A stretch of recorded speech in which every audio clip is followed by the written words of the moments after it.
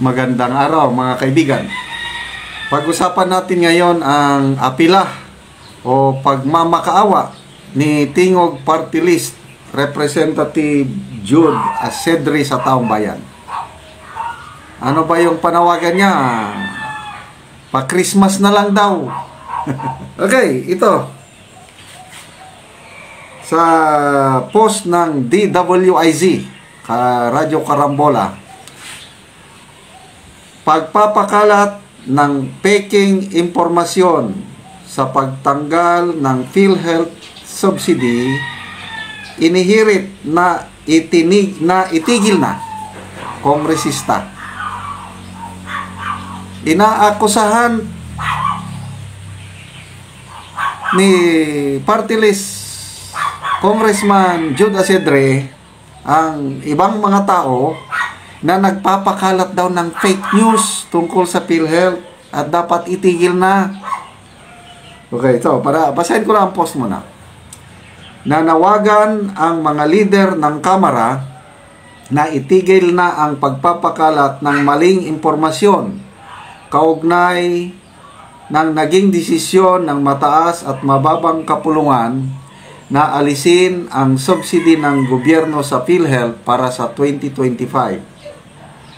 Umapila rin si Assistant Majority Leader at Tingog Party List Representative Jude Asedre sa mga nagpapakalat ng maling kwento na maawa naman sa taong bayan at bilang pamasko ay dapat itigil na ang pagpapalaganap ng tsismis.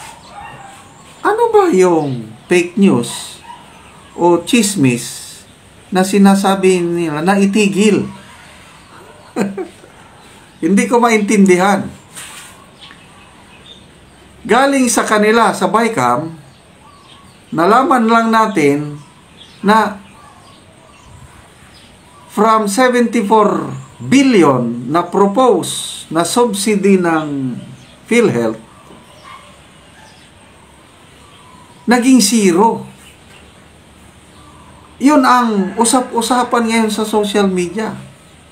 Isa sa mga galit na galit si Professor Cielo Magno. Economics professor ito, matinong dating USEC ng Department of Finance. Dr. Tony Liachon, isang independent medical advocate.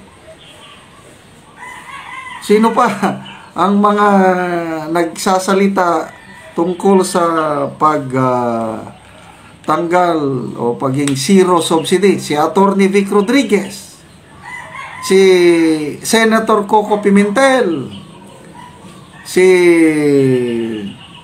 Senator Pia Cayetano, si Senator Miguel Zubiri, Senator Bongo. Marami ang nagsasalita tungkol dito sa malaking usapin ng PhilHealth, yung siniro ang subsidy. Anong fake news? Anong itigil na chismis? Hindi ko maintindihan itong si Congressman Jude Asedre. Basahin ko, may news ang DWIC tungkol nito, para maintindihan natin. Ito,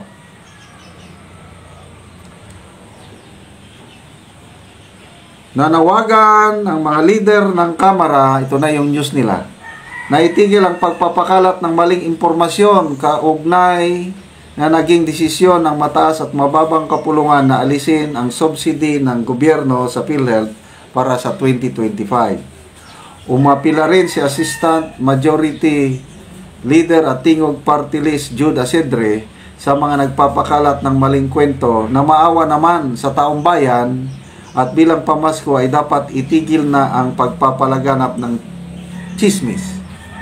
Itinanggi rin ni Asedre ang balitang walang magagamit na pundo ang PhilHealth sa susunod na taon upang maipagpatuloy ang benepisyong ibinigay nito sa mga miyembro. Ito pala yung wala ng pundo.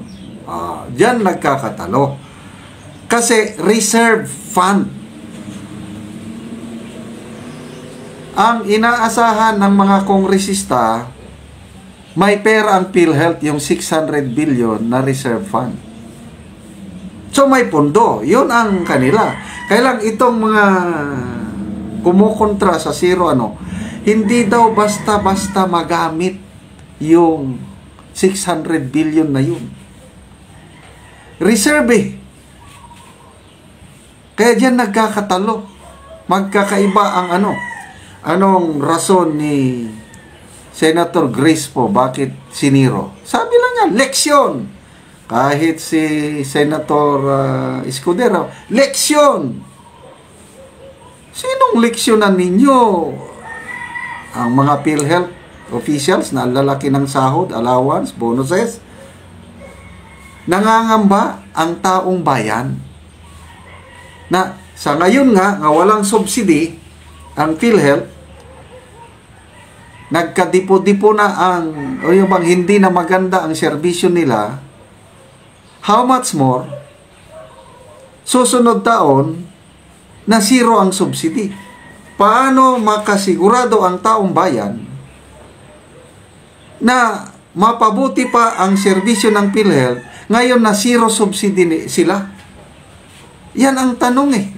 Mabuti sa inyo mga kongresista dahil malaki ang pondong hawak ninyo. Maawa naman kayo sa mga taong bayan na hirap na nga sa buhay, magkasakit pa, hindi mo maiwasan yung magkasakit. Pagpunta mo sa ospital, ang hirap po.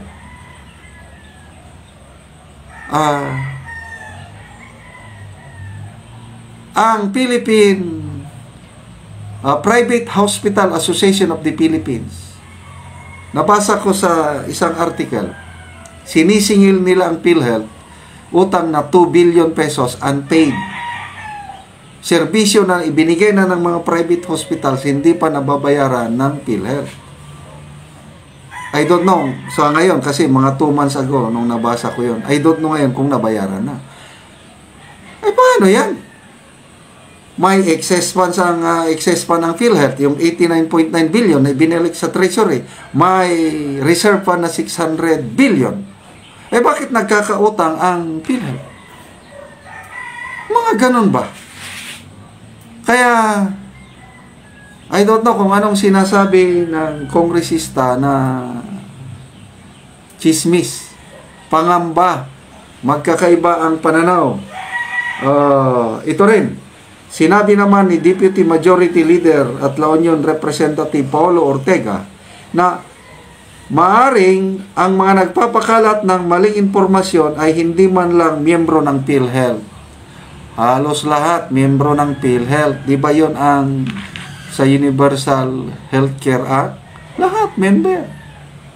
So, iginiit ng dalawang leader ng Kamara na mayroong sapat na pondo ang PhilHealth para matulungan sa pagpapagamot ang mga miyembro nito at sa katunayan ay madaragdagan pa ang mga benepisyong ibinibigay sa susunod na taon. Sinong lokohin ninyo? Naranasan ko ng na-hospital last year. Mabuti na lang at may pambayad kami. Mga more than 20,000 yung hospital bill ko. Ang binayaran lang ng PhilHealth 2,000 lang. Okay lang, kaya pa naman ng bayan. Papaano yung Papaano yung kapuspalan na hindi talaga makabayad?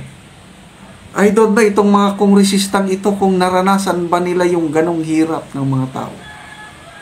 So, PhilHealth magbibigay ng magandang serbisyo. Susunod na taon, zero subsidy? I don't think so.